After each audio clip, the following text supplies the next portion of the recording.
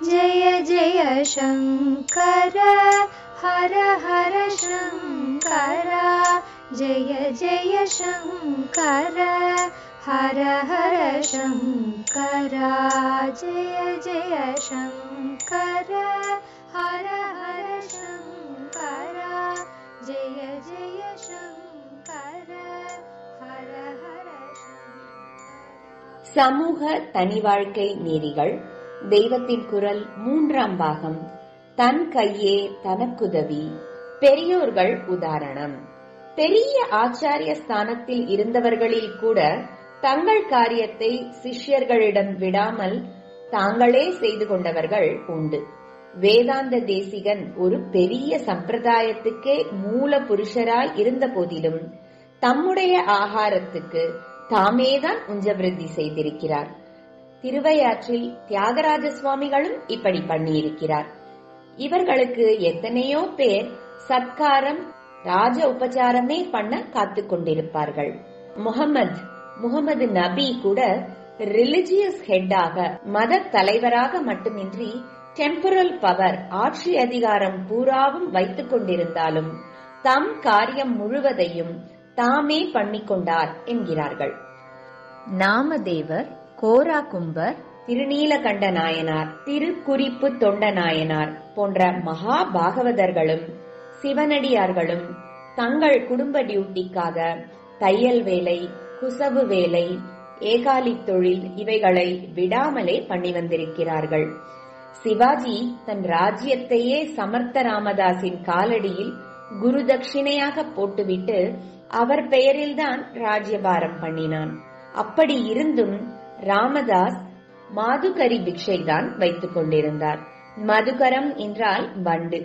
வண்டு பல புஷ்பங்களிலிருந்து துளி துளியாக தேன் எடுத்துக் கொள்வது போல் எந்த ஒரு கிரகஸ்தருக்கும் அதிக சிரமம் தராமல் ஒரு குடும்பத்திலிருந்து ஒரு கவளம் வீதம் பல குடும்பங்களில் பிக்ஷை வாங்கி உண்பதே மாதுகரி பிக்ஷை. 5 குடும்பங்களில் மாதுகரி பிக்ஷை பெற வேண்டும் என்றும் நியமம் உண்டு. தங்கள் பொருட்டு பிரத்தியாரை சிரமப்படுத்த கூடாது என்ற உசந்த கொள்கைதான் இதற்கு காரணம். ஆகவே வெளியிலே சோசியல் சர்வீஸ் செய்பவனாக பேர் வாங்கிவிட்டு வீட்டிலே இவன் மற்றவர்களின் சர்வீஸை வாங்கிக் கொள்கிறான் என்றால் அது ஹம்பக் தான்.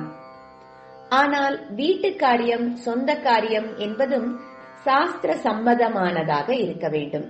இப்போது ஒவ்வொருத்தனுக்கும் அவனுடைய குடும்பக்காரர்களுக்கும் ஏற்பட்டிருக்கும் பேராசைகளை எல்லாம் பூர்த்தி செய்வதை டியூட்டி என்று சொல்ல முடியாதுதான்.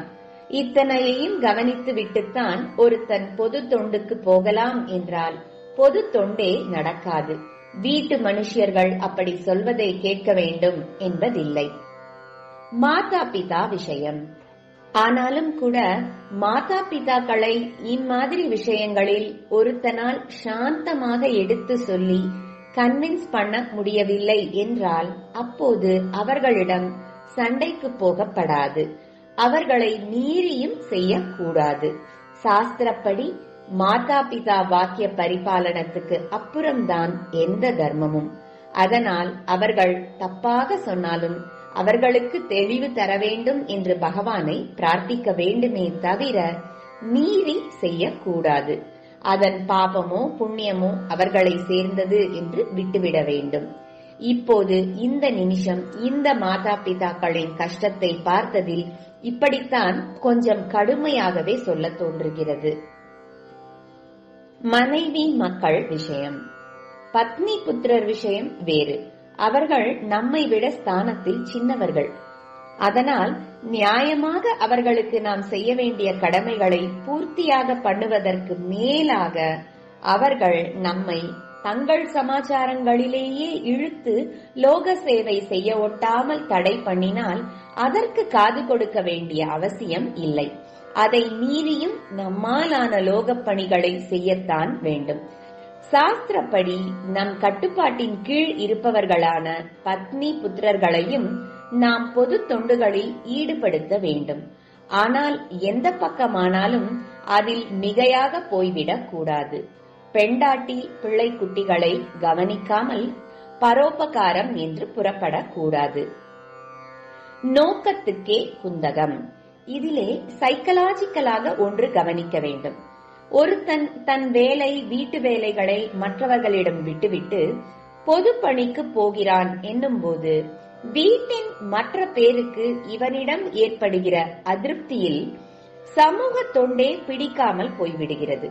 போதும், இவனொருத்தன் ஊர் காரியம் என்று உழப்பறித்துக் கொண்டு அகத்து காரியத்தை விட்டிருப்பது, நமக்கு இந்த சேவையும் கீவையும் வேண்டவே வேண்டாம் என்று அவர்களுக்கு ஒதுங்கி போக தோன்றிவிடும். அதுவே அவன் அளவறிந்து அகத்து காரியத்தையும் கவனித்துக் கொண்டு பொது காரியமும் பண்ணினான் என்றால் அப்போது வீட்டின் மற்ற மனுஷர்களும் இவனோடு கூட வெளித்தொண்டுக்கு வந்து தங்களால் ஆனதை செய்வார்கள். வீட்டு காரியத்தை கவனிப்பதால் இவனொருத்தன் செய்யும் சோசியல் சர்வீஸ் குறைந்து போகிறதென்றால் இப்போது அதைவிட ஜாஸ்தியாக மற்றவர்களின் சர்வீஸ் சொசைட்டிக்கு கிடைத்துவிடும். இவன் அதியாக போய் வீட்டு மனுஷர்களின் அதிருப்தியை சம்பாதித்துக் கொள்ளும் போதோ தன் நோக்கத்துக்கே பாதகமாக அவர்களால் ஏற்படக்கூடிய சோசியல் சர்வீஸை தடுத்து விடுகிறான். தொண்டுக்கு போகிறவர்களுக்கு ஒரு ட்ரிக் சொல்லி தருகிறேன். அன்போடு பதவிசாக நடப்பதுதான் ட்ரிக். வெளி மனுஷர்களிடம் மட்டும் இல்லை, அகத்து பேரிடமும் இப்படி பரிவாக பணிவாக இருந்தானால் அவர்களே நாம் தான் வீட்டை கட்டிக்கொண்டு அழுகிறோம், இவனாவது லோகத்துக்கு பண்ணி நமக்கும் சேர்த்து புண்ணியம் சம்பாதித்து தரட்டும் என்று நினைத்து அவனிடம் வீட்டு வேலைகளை கூடிய மட்டும் கட்டாமல் தாங்களே பண்ணுவார்கள்.